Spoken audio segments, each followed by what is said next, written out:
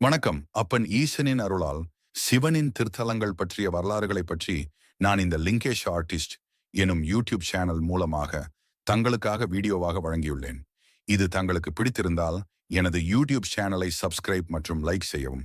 இதனால் என்னால் முடிந்த இந்த சிறிய சிவதொண்டு செய்ய எனக்கு மிகவும் ஊக்கமாக இருக்கும். இன்று நாம் திருப்பனந்தாள் கோயிலின் புகழ்பெற்ற வரலாறையும் அதன் சிறப்புகளையும் பார்க்கப் போகிறோம். சிவனின் தேவார பாடல் பெற்ற சிவாலயங்களில் 39வது தேவார தலம்தான் திருப்பனந்தாள். இங்கு மூலவர் செஞ்சடையப்பர், தாளவனேஸ்வரர், ஜடாதரர், அருணஜடேசுவரர் என பல நாமங்களில் வழிபடப்படுகிறார். இறைவன் சுயம்பு மூர்த்தியாக அருள்பாலிக்கிறார். சித்திரை மாதத்தில் சில நாட்களில் மூலவர் மீது நேரடியாக சூரிய கதிர்கள் விழுவது இத்தலத்தின் அதிசயம். அம்பாள் பிரகன் நாயகி, பெரிய நாயகி, தாளவனேஸ்வரி என பெயர் பெற்றவர். இக்கோவில் தொன்மை சுமார் 1000 முதல் 2000 ஆண்டுகள் பழமையானது. தலவிருட்சமாக பனைமரம் உள்ளதால் இதற்கு திருப்பனந்தாள் என்ற பெயர் வந்துள்ளது. திரு பிளஸ் பனை பிளஸ் தாள் என்பதற்கு அழகிய பனை மரத்தின் அடிப்பகுதி என்று பொருள். இன்றும் ஆலய பிரகாரத்தில் 2 ஆண் பனை மரங்கள் தெய்வீக தன்மையுடன் விளங்குகின்றன.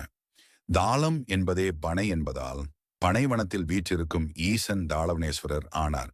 இங்கு ஈஸ்வரன் மேற்கு நோக்கியும் அம்பாள் கிழக்கு நோக்கியும் எழுந்தருளியுள்ளனர். இந்த திருத்தலம் திருமணத்தடை, குழந்தையின்மை ஆகியவற்றிற்கு பரிகார தலமாக பிரசித்தி பெற்றது. தாடகை என்னும் மங்கை குழந்தை வரம் வேண்டி நாள்தோறும் மாலை தொடுத்து ஈசனுக்கு அணிவித்தாள். ஒரு நாள் மாலையை அணிவிக்க சிரமம் ஏற்பட்ட போது இறைவனே குனிந்து மாலையை ஏற்றார்.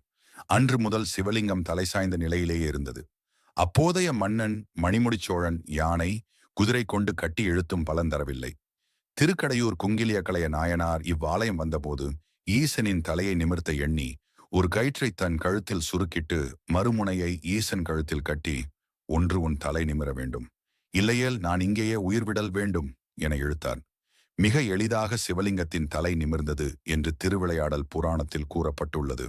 தாடாகைக்காக தலை சாய்ந்ததும் குங்கிலியக்கலைய நாயனாருக்காக தலை நிமிர்ந்ததும் இன்றும் இவ்வாலயத்தில் சிற்ப வடிவில் உள்ளது.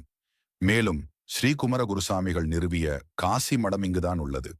பிரம்மன், திருமால், இந்திரன், ஐராவதம், அகத்தியர், சூரியன், சந்திரன், ஆதிசேஷன், நாககன்னிகை போன்றோர் வழிபட்ட தலமாகும். அம்பாள் பிரகன்நாயகியின் வரலாறு: முன்னொரு யுகத்தில் அம்பாள் இறைவனை வணங்கி ஞானோபதேசம் வேண்டினார். இறைவன், நீ தாளவனத்தில் வந்து எம்மை பூசித்தால் அருள் செய்வோம் என கூறினார். அப்படி தவம் செய்த அம்பாளுக்கு இறைவன் காட்சியளித்து ஞானோபதேசம் அருளினார். அதனால் இங்கு இறைவன் மேற்கு முகமாகவும் அம்பாள் கிழக்கு முகமாகவும் எழுந்தருளி உள்ளனர். உபதேசம் பெறுவதற்கு முன் பாலாம்பிகை என அழைக்கப்பட்ட அம்பாள் உபதேசத்திற்கு பின் பிரகன்நாயகி என பெயர் பெற்றார். இத்திரு கோயிலில் அம்பாள் உபதேசம் பெற்ற தாள் திருப்பனந்தாள் என்றும் மரபு பெயர்கள் உண்டு. இங்கு சித்திரை மாதத்தில் பிரம்மோற்சவம் சிறப்பாக நடைபெறுகிறது. இக்கதைகள் உங்களுக்கு பிடித்திருந்தால் எனது யூடியூப் சேனலை சப்ஸ்கிரைப் செய்து லைக் செய்ய மறவாதீர்கள்.